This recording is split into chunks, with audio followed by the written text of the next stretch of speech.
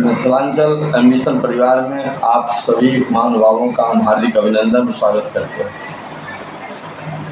आज ऐसे व्यक्तित्व जो भारत के नेताजी के नाम से विश्व में भी नाम कमाया, ऐसा व्यक्ति सुभाष चंद्र बोस के जीवन से हमें प्रेरणा लेनी चाहिए और उनके जीवन पर आज हम चर्चा करना चाहते हैं। नेताजी का जन्म 23 जनवरी 1897 को उड़ीसा के कटक में हुआ था। उनके पिता का नाम जानकीनाथ बोस और माता का नाम प्रभावती था। वे अपने माता पिता के 14वें संतान थे। बचपन से ही बहुत ही मेधावी और कठिन परिश्रम करने वाले छात्र थे। पिता बहुत ही मशहूर उड़ीसा के वकील कहे जाते थे और उनकी इच्छा थी कि यह मेरा बेटा ICS कंप्लीट करके मेरा मान सम्मान को बढ़ावे। बचपन से ही सभी भाई बहनों के साथ प्रारंभिक शिक्षा कटक में ही प्रेसिडेंट स्कूल, जो बाद में हाई स्कूल में कन्वर्ट कर गया, वहाँ से उन्होंने मैट्रिक परीक्षा द्वितीय स्थान में पूरे राज्य में प्राप्त की थी। उसके बाद ऊंची शिक्षा के लिए वो कलकत्ता चले गए, जहाँ प्रेसिडेंसी कॉलेज से उन्होंने स्नातक किया और ICS की पढ़ाई जो उनके मानसिक पटल पर थी, उनके पिता का जो आदेश था, मेधावी और इतने विचार के पक्के, पढ़ाई विदेश जाने को ठान ली और वहाँ जाने के बाद उन्होंने ट्रिनिटी डिग्री हासिल की और ट्रिनिटी डिग्री हासिल के बाद वो चित्तरंजन दास और बहुत सारे ऐसे जानकी नाथ बोस वो भी इस बात से सहमत थे और 1942 का दशक आया, तब वो आज़ाद हिंद फौज के संगठन में चले गए।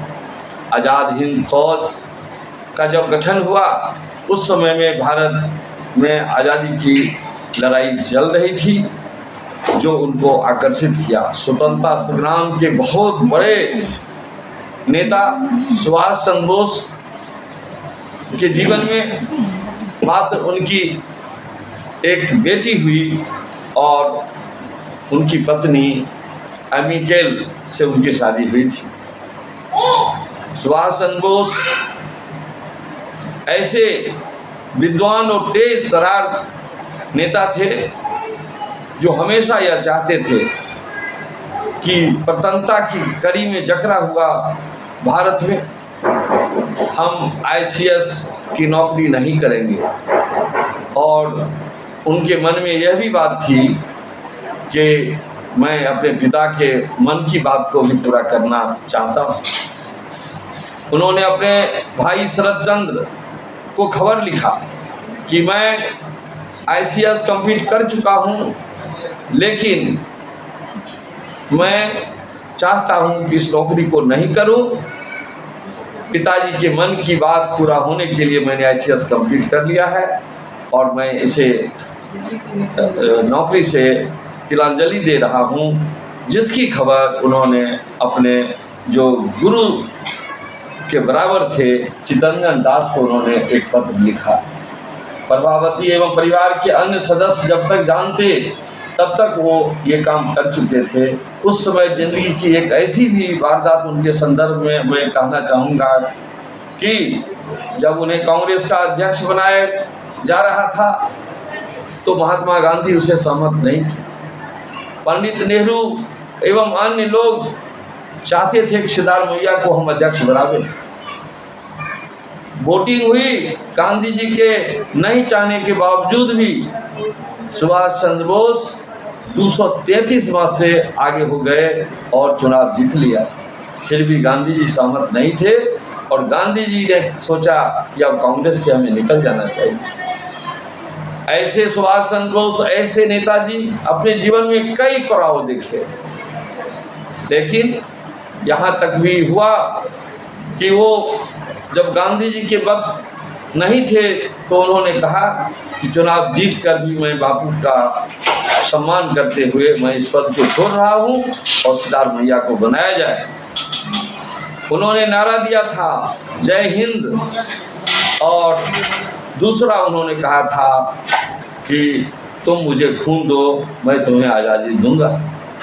इस तरह से नेताजी आज भी अमर हैं।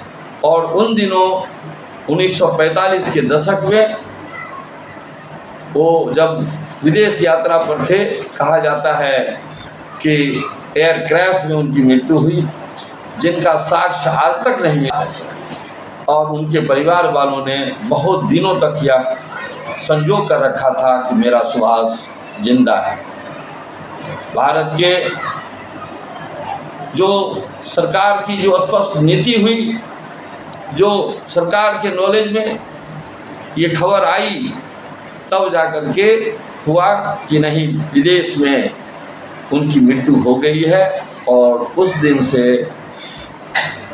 हम लोग शहादत दिवस मनाया करते हैं और यह भी कहते हैं कि वह 23 जनवरी ऐसे महानुभाव का आविर्भाव हुआ था भारत में, जिसने नेताजी कह करके पूरे देश को ही नहीं बल्कि विश्व को संदेश दिया, जो डरा सूल चुभ जाने से वह फूल भला कब पाता है, जो देख ज्वार से घबराता पैसी पार रह जाता है।